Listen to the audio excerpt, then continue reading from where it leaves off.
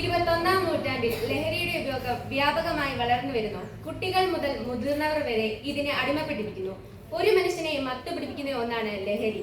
അത് എന്തുമാവാം. പണമോ പദവിയോ അധികാരമോ അങ്ങനെ എല്ലാം തന്നെ ലഹരിയാണ്. ലഹരി ഉപയോഗിക്കുന്നതിലൂടെ കൈവരുന്ന അനന്തരഫലങ്ങൾ നാം മനസ്സിലാക്കേണ്ടതാണ്.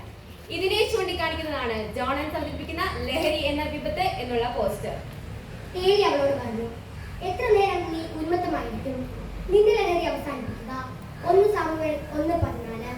ഏലിയയുടെ ഈ വാക്കുകൾ നമ്മുടെ ജീവിതത്തിൽ കുറിച്ചു വെക്കേണ്ട ഒന്നാണ്. If you use, you lose, no gain. ലഹരി ഉപയോഗിക്കുന്നവർക്ക് ഈ വാക്കുകൾ പ്രാവർത്തികമാക്കേണ്ടി വരും എന്ന് വെച്ചാൽ മരണത്തിലേക്ക് കൂടുതൽ അടുക്കും. പണത്തോടും പദവിയോടുമുള്ള അമിതമായ ആഗ്രഹം ഒരു മനുഷ്യന്റെ സ്വഭാവം തന്നെ മാറ്റിമറിക്കുന്നു.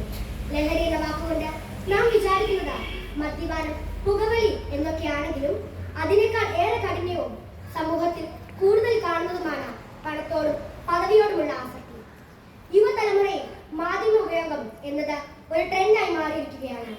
എന്നാൽ അവർ അതിൽ അടിമപ്പെട്ടിരിക്കുകയാണ് എന്നുള്ള സത്യം അവർ മനസ്സിലാക്കുന്നില്ല. ലഹരി യൗവനം മരിക്കാതിരിക്കട്ടെ. കൂട്ടുകാരുടെ നിർബന്ധത്തെ അവഗണിച്ച് ലഹരി ഉപയോഗിക്കാതെ ഈശോയുടെ സ്നേഹം മനസ്സിലാക്കി അവന്റെ ശക്തിയിൽ അതിനെ എതിർക്കാനും തന്റെ കൂട്ടുകാരനെ പിന്തിരിപ്പിക്കാനും തനിക്ക് സാധിക്കണം. നഹി എന്ന് പറഞ്ഞാൽ നഹി.